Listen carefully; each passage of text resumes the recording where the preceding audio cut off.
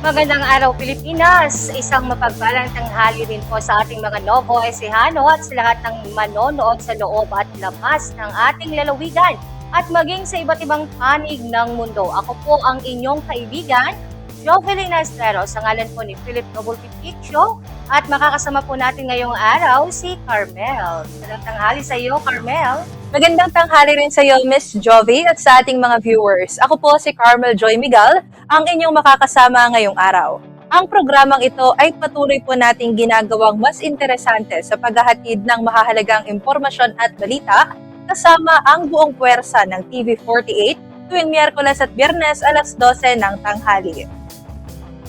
At syempre, bago po tayo tumungo sa balitang unang sigaw, mga mommies at daddies, aminin natin, minsan shortcut natin ang cellphone para lang mapatahimik ang mga bata habang may ginagawa tayo, di ba? Tama ka dyan, Miss Jovi, pero syempre kailangan natin mag-ingat dahil baka mamaya, imbis na matuto sila, mas speech delay ang ating mga anak.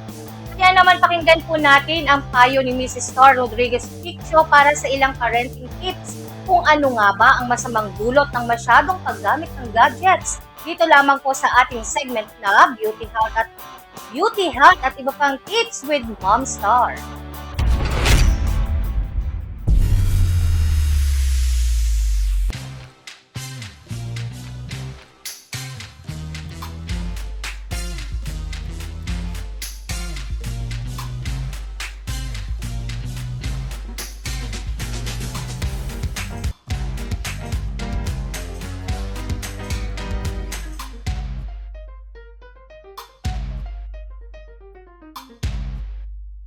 Hi mga Mars, it's me, Star Rodriguez Piccio, para magbigay ng parenting tips. Alam mo ba na ang sobrang paggamit ng gadget ay maaaring magdulot ng speech delay sa mga bata? Sa panahon ng makabagong teknolohiya, maraming bata ang mas sanay manood ng videos kaysa makipag-usap. Ayon kay Dr. Ruben Makapinlak, ang unang taon ng bata ay kritikal. Dahil dito, nauhubog ang kanilang kakayahang magsalita sa pamamagitan ng interaction.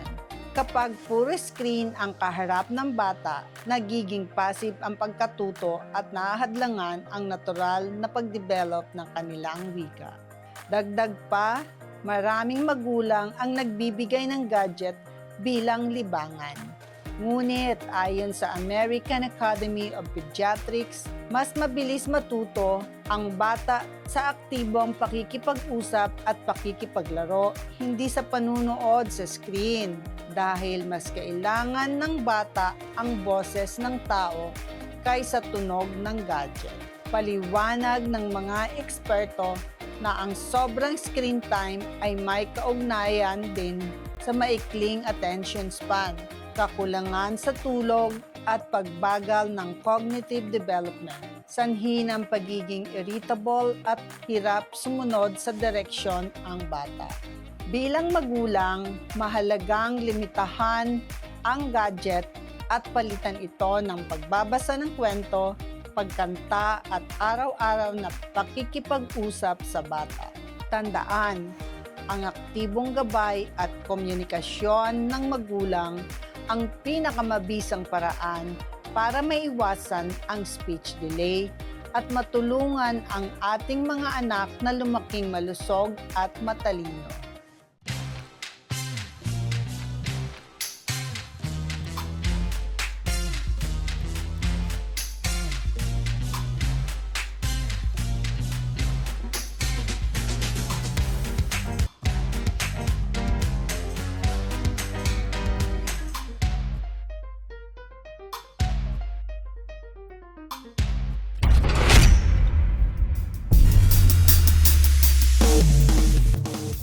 Ayan, Carmel. So, pareho pa tayong walang anak pa. Pero, syempre, alam ko, nakikita mo yan sa mga pamangkin mo o maging sa mga anak ng mga pinsan mo, no?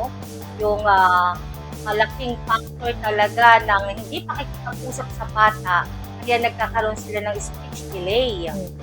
Ano yung karanasan mo dito, Carmel? Ayun nga, Miss Joby, at sa ngayon nga, ang mga bata is mas marurunong pang magkatikot sa cellphone compared sa mga matatanda. At yun nga ang paalala sa atin kanina ni Ma'am Star na tungkulin ng mga magulang na bantayan po ang inyong mga anak at huwag niyo pong gawing babysitter itong cellphone kapag mayroon po kayong ginagawa. Huwag niyo po silang iwanan sa paggamit ng cellphone dahil dito rin ay kung ano-ano rin ang posible nilang makita na maaaring magdulot sa kanilang pag-iisip. Oo nga, that's right, Carmel. Very well said. Kaya naman sa mga magulang po natin, sikapin pa rin po natin ang pag-usap sa ating mga anak, lalo na po yan po ay mga bata pa. At wag po natin iasa na lamang po sa mga gadgets, sa mga cellphones. Although karamihan din sa mga bata ngayon na talaga naman very techy na rin, ay natututo din, especially sa pagsasalita ng Ingles, natututo sila. Pero yun pa rin po, ay hindi pa rin po mapapalitan ng teknolohiya o anuman pong gadgets ang pagiging responsable po natin mga magulang para po sa ating mga anak. At syempre po, wag po kayong bibitiw dahil susunod na ang balitang Unang Sigaw. Mula sa bulwagang pambalitaan ng himpilang TV48, ang mga maiinit na mga balitang nakalap sa loob at labas ng lalawigan ay ihahatid sa inyo ni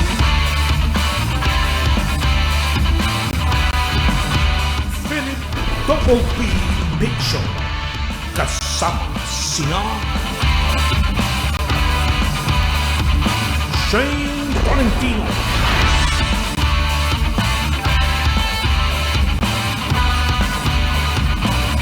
Amber Salazar. Narito na ang balitang Unang Sigaw. At sa ulo ng ating mga balita, social media ban para sa mga minor de edad isinusulong sa Senado. Mayorya ng kabataang Pinoy tutol. At sa regional news, modular cold storage, modernong imbakan ng high-value crops sa Bataan. Sa balitang lokal, mura at abot kayang presyo, kakaibang pansit sa Kabanatuan, dinadayo, hidden primitive, patok sa Batil Patong. Sa Bantay Krimen, babala, sensitibong balita, 4.5 milyong halagang peking LPG cylinders nasabat sa Bataan. 5 arestado sa illegal na refilling. Sa viral news, wooden treadmill ng Iloilo athlete, viral dahil sa diskarte at tipid kuryente. At narito na ang mga balita sa oras na ito. Social media ban para sa mga minor de edad isinusulong sa Senado. Mayorya ng kabataang Pinoy tutol, isisigaw sa report ni Shane Tolentino.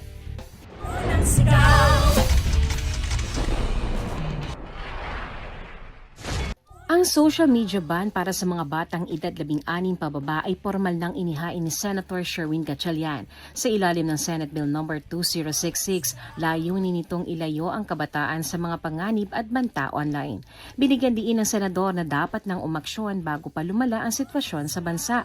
Batay sa datos, 92.4% ng mga batang Pinoy na online ay may sariling social media accounts. Ipinapakita nito na halos lahat ng kabataan ay babad na sa internet kahit kulang sa proteksyon. Obligado ang mga social media platforms na magpatupad ng age verification system sa kanilang mga users. Kailangan nilang burahin ang accounts ng mga bata at pigilan ang muling paggawa ng mga duplicate nito.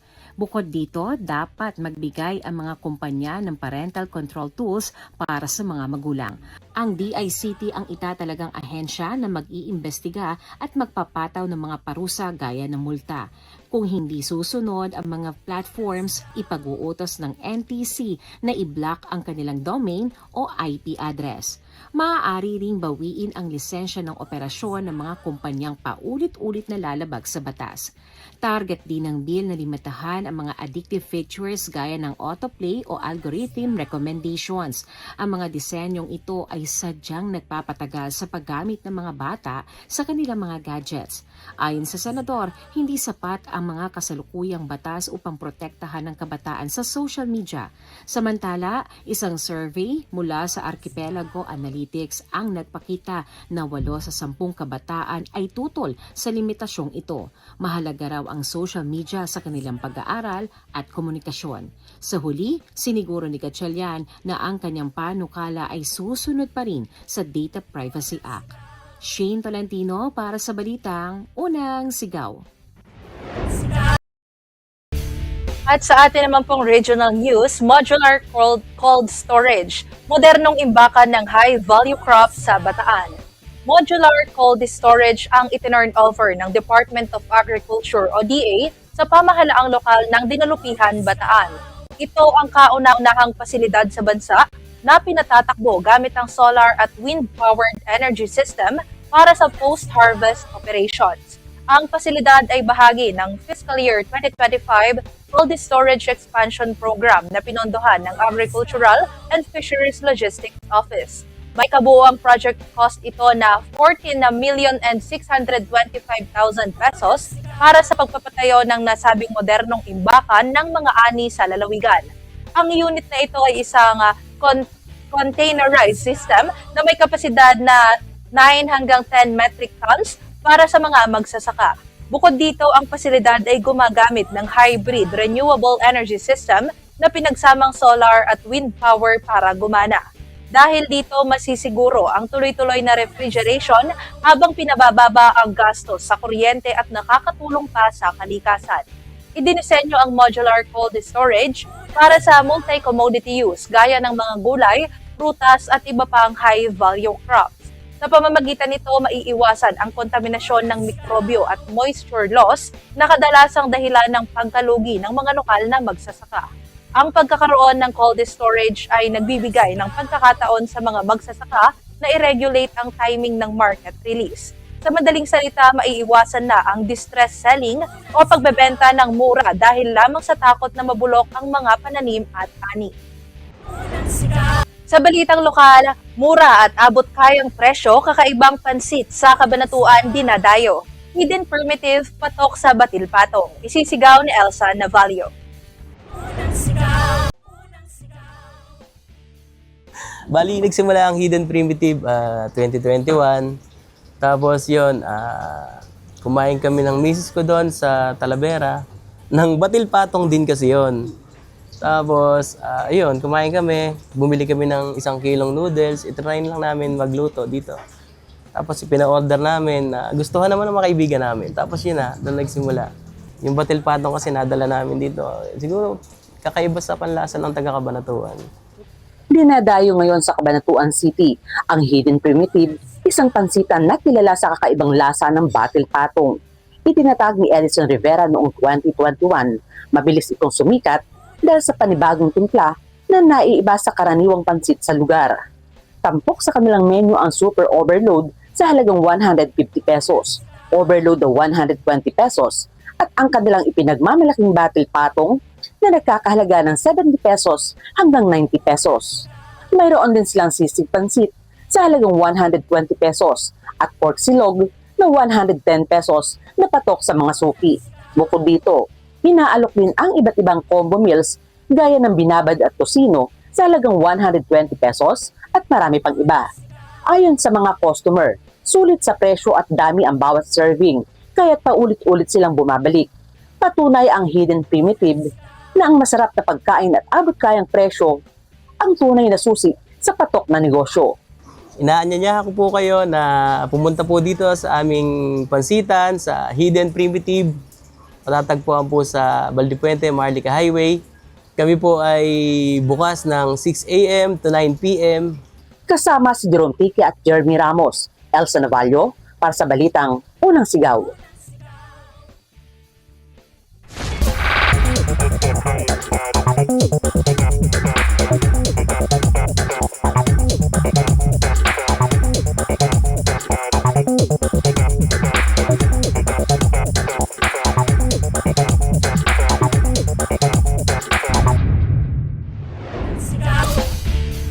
Sa Bantay Krimen, babala po sa mga manunood, kailangan po ng patnubay ng inyong mga anak dahil sensitibong balita po ito. 4.5 milyong pisong halaga ng peking LPG cylinders nasabat sa Bataan. 5 arestado sa illegal na refilling. Arestado ang 5 individual sa Mariveles, Bataan matapos madiskubre ng mga otoridad ang umano'y iligal na pagre-refill at pag-alter ng LPG cylinder sa isang operasyon. Batay sa ulat ng Police Regional Office 3, nadiskubre ang aktwal na operasyon ng mga suspect matapos ang buy-bust na isinagawa ng mga otoridad. Nasamsam ang daan-daang tangke ng LPG, isang delivery truck, at mga kagamitang ginagamit sa resealing na may kabuuang halagang tinatayang 4.5 milyong piso. Nagbabala ang pulisya na ang ganitong uri ng ilegal na aktibidad ay nagdudulot ng seryosong panganib, kabilang ang posibilidad ng sunog at pagsabog na maaaring makapinsala sa buhay at ari-arian. Ayon sa Philippine National Police, bahagi ang operasyon ng mas pinaigting na kampanya laban sa mga gawaing banta sa kaligtasan ng publiko. Hinikayat din ng mga mamamayan na maging mapagmatsyag at agad i-report ang anumang kahina-hinalang aktibidad kaugnay ng LPG distribution. Sa ating viral news, wooden treadmill ng Iloilo athlete viral dahil sa diskarte at tipid kuryente. Sa panahon ng mahal na kuryente, isang wooden treadmill ang nagbibigay ng bagong pag-asa sa home workout ngayon. Si John Leandro Maloho, 22, ay isang student athlete mula Iloilo na gumawa ng treadmill na hindi gumagamit ng kuryente. Dahil dito mas naging praktikal ang kanyang training dahil kahit umuulan at hindi na kailangang lumabas ng bahay araw-araw. Una, nahirapan siyang mag-ensayo dahil sa masamang panahon, kaya naman naghanap siya ng alternatibo online upang makapagpatuloy ng maayos. Doon niya nakita ang manual treadmill design mula India, ngunit sa halip na kopyahin ito, pinili niyang pagandahin pa. Hindi basta ordinaryo ang kanyang imbensyon dahil binago niya ang disenyo para maging mas tahimik, lalo na sa loob. Mahalaga ito lalo na sa bahay o sa loob ng bahay upang hindi makaabala sa ibang tao habang ginagamit ang treadmill araw-araw. Bukod dito, gumamit siya ng mahogany at marine plywood at nilagyan din niya ng higit 60 stainless steel bearings. Dahil dito, mas smooth ang galaw ng makina kaya komportable gamitin para sa walking, jogging at running sessions. May iba't ibang version din ng kanyang produkto. May walking pad para sa light exercise at may treadmill para sa sprint at high-intensity training. Mayroon ding version para sa aso upang manatiling aktibo ang mga alagang hayop kahit nasa loob lamang ng bahay. Dahil manual ang sistema, walang konsumo sa kuryente ang kagamitan, kaya naman malaking tipid dito para sa mga gumagamit. Ayon kay Maloho, nakadepende sa user ang bilis ng treadmill kaya sumusunod ang makina sa galaw ng tumatakbo. Kapag bumilis ka, susunod ang makina at kapag bumagal ka naman, ay babagal din ito ayon sa galaw mo. Dahil dito mas natural ang takbo kumpara sa electric treadmill kaya mas ramdam ang control at sariling pacing. Samantala, nag-viral ang kanyang video online at umabot ito sa milyon-milyong views, kaya dumami ang orders mula sa iba't ibang lugar sa bansa. Simula Pebrero, katuwang niya ang kanyang kapatid sa paggawa at nakabenta na sila ng 15 units na treadmill. Mayroon pang 10 na kasalukuyang ginagawa kaya patuloy ang kanilang produksyon upang matugunan ng demand ng customers ngayon. Ang bawat treadmill ay handmade at iaangkop ito sa gusto ng customer kaya maaari rin itong ipadala sa iba't ibang lugar. Sa kabila ng tagumpay, malinaw ang kanyang layunin na makapasok sa Philippine National Team bilang isang marathoner balang araw. Ginagamit niya ang kita para sa training at nutrisyon habang sinusuportahan din ito ang kanyang pag-aaral sa kolehiyo. Sa huli, pinapakita ng kanyang kwento na ang diskarte ay susi sa tagumpay at hindi hadlang ang kakulangan sa resources. Sa halip, maaari itong maging inspirasyon para magtagumpay at magsumikap palalo ang ibang kabataan sa kanilang pangarap.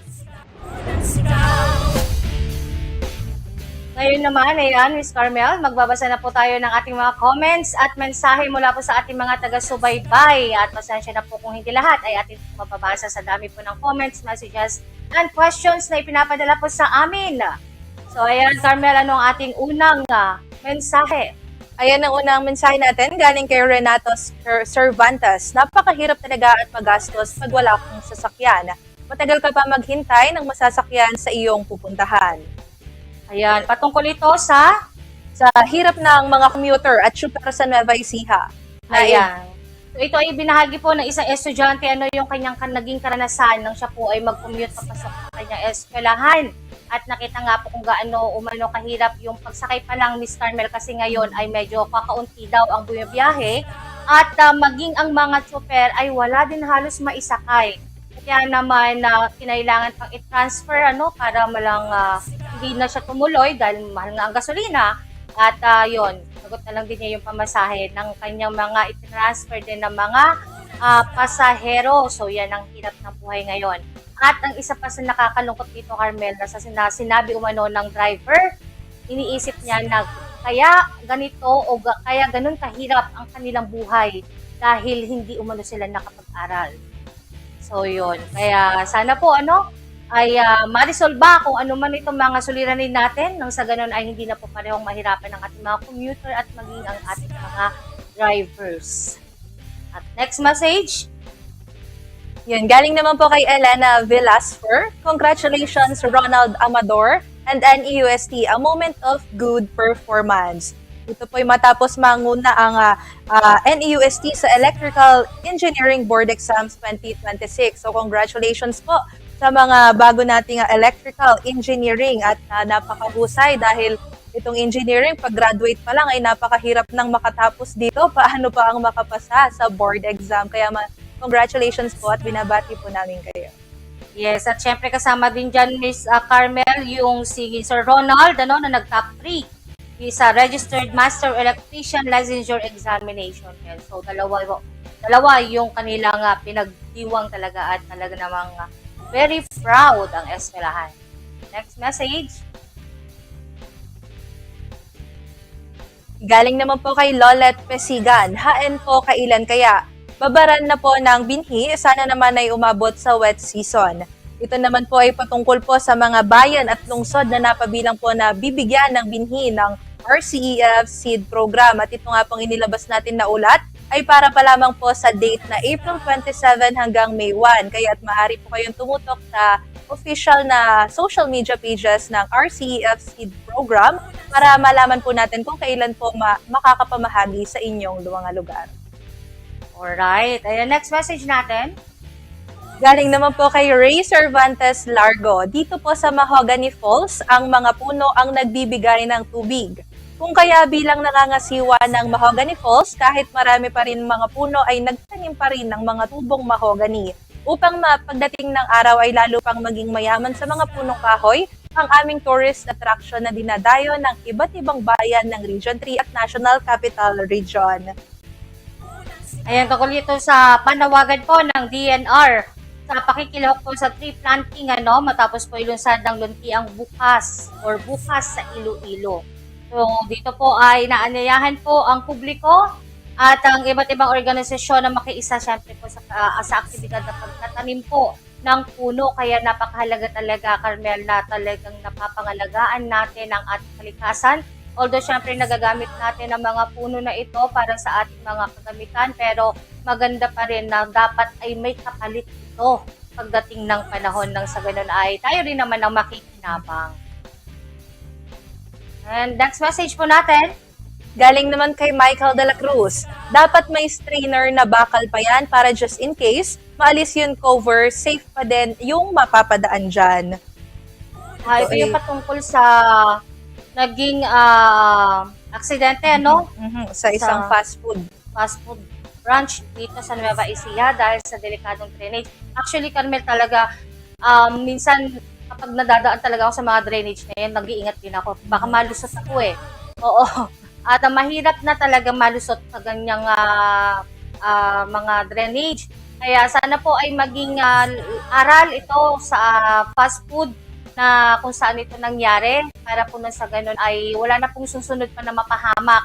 Dahil ayon din sa netizen, nakakabahala kung baka pagbata nga naman ang nahulog dito ay baka mas grabe pa yung mangyari. Siyempre, although okay naman at ligtas itong nalusot doon, pero siyempre, nasaktan din at nabasa siya ng mabahong amoy. Siyempre, dahil drainage po yan, daanan po yan na kung ano-anong mga dumi, po. So, sana po ay mag-iingat po tayo at sana po ay mabigyang aksyon at sana din lahat ng mga drainage po ay masiguro po natin na maayos, matibay nang sa ganun po ay hindi po ito makaka-apekto o makaka-disgrasya po sa ating mga Kanovo Ecijano.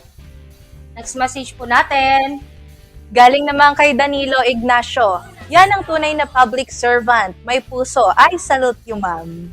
Patungkol naman ito sa ating babaeng pulis ito, Carmel, na tumulong sa isang nanay na nag-exam sa NAPOLCOM dahil umiiyak daw itong baby at hindi makapag-concentrate ang kanyang ina sa pag-exam. Kaya naman pansamantala niya muna itong inalagaan. Ito po ang ating pulis na si Ma'am Marjorie P. Wagnag. Ayan, ng Philippine National Police. At yun nga, nangyari ito sa NAPOLCOM entrance examination sa Baguio City National High School nitong buwan po ng Abril. So maraming salamat po, sapagkat syempre marahil ay ina din itong si Ma'am Marjorie, kaya batid niya kung gaano kahirap din ang pag-aalaga, pagsabayin ng pag-aalaga at the same time ay ang pag-abot syempre sa pangarap ng kanyang ina na magkaroon. Ayan. At next message po natin. Yan, galing naman kay Christy Coloma. Congratulations to all the winners. Ito ay ang mga kababaihan natin, mga Nova Ecijana na nagwagi sa nagdaang Binibining Nueva Ecija 2026 at kung saan nga itong pantabangan ang hinirang na Binibining Nueva Ecija. At congratulations din po, hindi lamang po dito sa mga nanalo, kundi sa lahat po ng lumahok dahil pinakita po nila ang kanilang mga angking ganda at talino at husay at pati na rin ang kultura ng bawat bayan dito sa Nueva Ecija. Kaya congratulations po sa inyong lahat. Siyempre pinupuri natin dahil ngayong taon napakaganda talaga ng pagdaos nitong Binibining Nueva Ecija. Talagang kitang-kita natin ang preparasyon ng bawat kandidata mula sa kanilang pagtatanghal doon nga sa mga pagpapahayag ng ating mga kultura ng bawat bayan na kanilang kailangan. So congratulations po, hindi lamang po sa mga nagwagi, of course po sa mga nasa likod po ng Binibining Nueva Ecija. Isa pong mga tagumpay para po sa ating lalawigan ng Nueva Ecija. May message pa tayo? Wala na. Carmel? At yan na nga po ang mga balitang ating nakalap mula sa loob at labas ng ating bansa. Ako pong muli si Carmel Joy Miguel. At ito pong ating programa ay hatid pa rin po sa atin ng DPTV System and Technology.